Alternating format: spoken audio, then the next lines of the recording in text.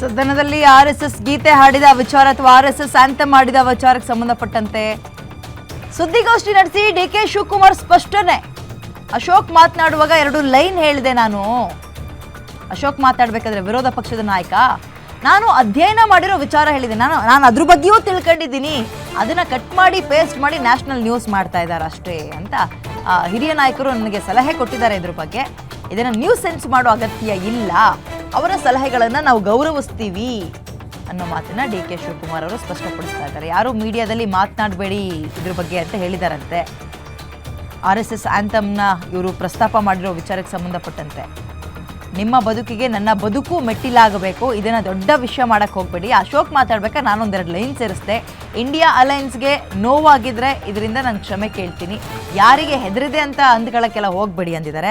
ಆಮೇಲೆ ಇನ್ನೊಂದು ಹೇಳ್ತೀನಿ, RSS ಆಂಥಮ್ ಇರುವಂಥದ್ದು ನಮ್ಮ ದೇಶವನ್ನು ತಾಯಿಯಂತೆ ನೋಡೋಣ, ಆಕೆಯನ್ನು ಗೌರವಿಸೋಣ, ಪೂಜೆ ಮಾಡೋಣ, ಇಷ್ಟೇ ಅರ್ಥ. ಅದರಲ್ಲಿ ಬೇರೆ ಇನ್ನೇನೂ ಇಲ್ಲ. ದೇಶವನ್ನು ಗೌರವಿಸೋದ್ರ ಬಗ್ಗೆ ಇರುವ ಆಂಥಮ್ ಅದು, ತಪ್ಪೇನೂ ಇಲ್ಲ. ಬಟ್ ಇವ್ರು ಸಿದ್ಧಾಂತ ಅಂತ ತಗೊಂಡಾಗ RSSನ ವಿರೋಧಿ ಅಂತ ನೋಡ್ತಾರೆ. ಹಾಗಾಗಿ ಇವ್ರ ಕಣ್ಣಿಗೆ ಇದು ಕೆಟ್ಟದಾಗಿ ಕಾಣಿಸ್ತದೆ ಹೊರತು RSS ಆಂಥಮ್ ದೇಶ ವಿರೋಧಿ ಅಲ್ಲ. ದೇಶವನ್ನು ಹೆಂಗೆ ಗೌರವಿಸೋದು, ತಾಯಿಯಂತೆ ನಾವು ಹೇಗೆ ನೋಡಬೇಕು ಅದ್ರ ಬಗ್ಗೆ ಇರುವಂತಹ ಆಂಥಮ್ ಅಷ್ಟೇ ಇದು. ಓಕೆ, ಇದನ್ನು ರಾಜಕಾರಣ ಮಾಡ್ತಾ ಇದ್ದಾರೆ.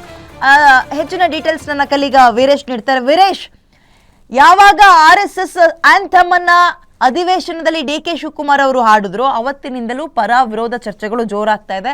ಕರ್ನಾಟಕದ ಶಶಿ ತರೂರ್ ಇವರು ಅಂತ ಒಬ್ರು ಹೇಳಿದ್ರೆ, ಇನ್ನೊಬ್ರು ಸಿದ್ಧಾಂತದ ಸಮರ ಮಾಡೋಕ್ಕೂ ಕೂಡ ಶುರು ಆಗ್ತಾ ಇದ್ದಾರೆ.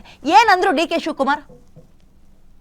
ವಿದ್ಯಾ, DCM DK ಶಿವಕುಮಾರ್ ಅವರು ವಿಶೇಷವಾಗಿ ಇತ್ತೀಚಿನ ದಿನಗಳಲ್ಲಿ ಸಾಫ್ಟ್ ಹಿಂದುತ್ವವನ್ನ ಪ್ರಕರಣ ಮಾಡ್ತಾ ಇರುವಂತದ್ದು. ಅದರ ಜೊತೆಗೆ ಮೊನ್ನೆ ನಡೆದಂತ ಅಧಿವೇಶನದ ವೇಳೆಯಲ್ಲಿ DCM DK ಶಿವಕುಮಾರ್ ಅವರು RSSನ ರಾಷ್ಟ್ರಗೀತೆಯಾಗಿರ್ತಕ್ಕಂಥ ನಮಸ್ತೆ ಸದಾವತ್ಸಲೆಯ ಗೀತೆಯನ್ನ ವಿಧಾನಸಭೆಯ ಸದನದಲ್ಲಿ ಹೇಳಿದ್ರು. ಹೀಗಾಗಿ ಈ ವಿಚಾರ ಮತ್ತು RSSನ ಗೀತೆ ರಾಷ್ಟ್ರ ಮಟ್ಟದಲ್ಲಿ ಸಾಕಷ್ಟು ಸುದ್ದಿಯಾಗಿತ್ತು. ಮತ್ತು ಜೊತೆಗೆ ಕಾಂಗ್ರೆಸ್ನ ನಾಯಕರುಗಳೇ ಸ್ವಪಕ್ಷೀಯರೇ DKಶಿ ವಿರುದ್ಧ ಸಾಕಷ್ಟು ಅಸಮಾಧಾನವನ್ನು ಹೊರಹಾಕೋದ್ರ ಜೊತೆಗೆ DK ಶಿವಕುಮಾರ್ ಅವರು ಕ್ಷಮೆಯನ್ನ ಕೇಳಬೇಕು ಅಂತ ಹೇಳಿ ಆಕ್ರೋಶವನ್ನು ವ್ಯಕ್ತಪಡಿಸಿದ್ರು.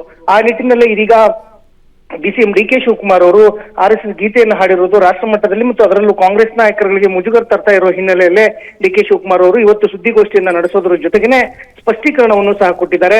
ನಾನು ಕಾಂಗ್ರೆಸ್ಸಿಗ, ನಾನು ಕಾಂಗ್ರೆಸ್ನಲ್ಲೇ ಹುಡ್ತೀನಿ, ಕಾಂಗ್ರೆಸ್ನಲ್ಲೇ ಸಾಯ್ತೀನಿ, ನನ್ನ ಪಕ್ಷ ನಿಷ್ಠೆಯನ್ನ ಯಾರೂ ಸಹ ಪ್ರಶ್ನೆ ಮಾಡುವಂತ ಅವಶ್ಯಕತೆ ಇಲ್ಲ ಅನ್ನೋದ್ರ ಜೊತೆಗೇನೆ ಯಾರಿಗಾದ್ರೂ ನೋವಾಗಿದ್ರೆ ಮತ್ತು ಇಂಡಿ ನಾಯಕರುಗಳಿಗೆ ಎಲ್ರಿಗೂ ಸಹ ನಾನು RSS ಗೀತೆ ಹಾಡಿದ್ರ ವಿಚಾರದಲ್ಲಿ ಅವ್ರಿಗೇನಾದ್ರೂ ಅಸಮಾಧಾನ ಇದ್ರೆ ನಾನು ಬಹಿರಂಗವಾಗಿ ಕ್ಷಮೆ ಕೇಳ್ತೀನಿ ಅನ್ನೋ ಒಂದು ಸಮರ್ಥನೆಯನ್ನ DCM DK ಶಿವಕುಮಾರ್ ಅವರು ಮಾಡಿರುವಂತದ್ದು. ವಿದ್ಯಾ, ಈಗ ಅವರು ಕ್ಷಮೆ ಕೇಳೋದು ಒಂದು ದೊಡ್ಡ ಸುದ್ದಿ ಆಗ್ಬೋದು ವೀರೇಶ್. ಯಾಕಂದ್ರೆ ನೋಡಿ, ನಮಸ್ತೆ ಸದಾವತ್ಸಲೆ ಅಂತ ಏನು ಹಾಡು ಹೇಳಿದ್ರು, ದೇಶವನ್ನ ತಾಯಿಗೆ ಹೋಲಿಸ್ತೀನಿ, ಆಕೆಯನ್ನ ಆರಾಧನೆ ಮಾಡೋಣ ಅನ್ನುವಂಥದ್ದು ಅಷ್ಟೇ ಅರ್ಥ. ನೋಡಿ, ಇವರು ಕಾಂಗ್ರೆಸ್ನವ್ರು ಎಷ್ಟು ದೇಶ ವಿರೋಧಿಗಳ ಚಟುವಟಿಕೆಯನ್ನು ಮಾಡ್ತಾ ಇದ್ದಾರೆ ಅನ್ನೋ ರೀತಿಯಲ್ಲೂ ಆಂಗಲ್ ಕೊಟ್ಬಿಡ್ತಾರೆ. ಈಗ ಅವ್ರು ಕ್ಷಮೆ ಕೇಳಿದ್ರು ದೊಡ್ಡ ನ್ಯೂಸ್ ಆಗುತ್ತೆ ಅಲ್ವಾ? BJP ಹಂಗೂ ತಗೊಂಡು ಹೋಗುತ್ತೆ ಇದನ್ನ. ಖಂಡಿತವಾಗಿಗೂ DCM DK ಶಿವಕುಮಾರ್ ಅವರು ಏನು RSSನ ಗೀತೆ ಹಾಡಿದ ವಿಚಾರವೇ ಸಾಕಷ್ಟು ರಾಜಕೀಯ ಚರ್ಚೆಗೆ ಕಾರಣವಾಗಿತ್ತು. ಒಂದ್ ಕಡೆ ಸ್ವಪಕ್ಷೀಯರ ಕೆಂಗಣ್ಣಿಗೆ ಗುರಿ ಆಗ್ತಾ ಇದ್ರೆ, ಇನ್ನೊಂದ್ ಕಡೆ RSSನವರು ಮತ್ತು BJP ಅವರ ಪ್ರೀತಿಗೆ ಕಾರಣವಾಗ್ತಾ ಇತ್ತು. ಸ್ವತಃ DCM DK ಶಿವಕುಮಾರ್ ಅವರೇ RSS ಅನ್ನ ಒಪ್ಕೋತಾ ಇದ್ದಾರೆ ಅನ್ನೋ ಒಂದು ಮಾತುಗಳನ್ನ BJP ನಾಯಕರುಗಳು ಮತ್ತು ಹಿಂದೂ ಸಂಘಟನೆಯ ನಾಯಕರುಗಳು ಹೇಳ್ತಾ ಇದ್ರು.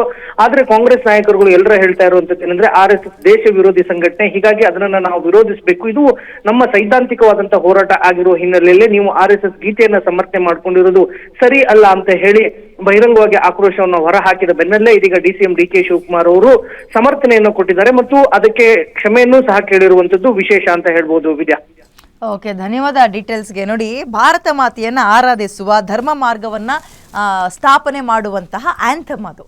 ಬಟ್ ಅದು RSS ಆ ಲೈನ್ಸ್ಗಳನ್ನ ತಗೊಂಡಿರೋದ್ರಿಂದ ಇವರು ಸಿದ್ಧಾಂತದ ವಿರೋಧಿ RSSಗೆ.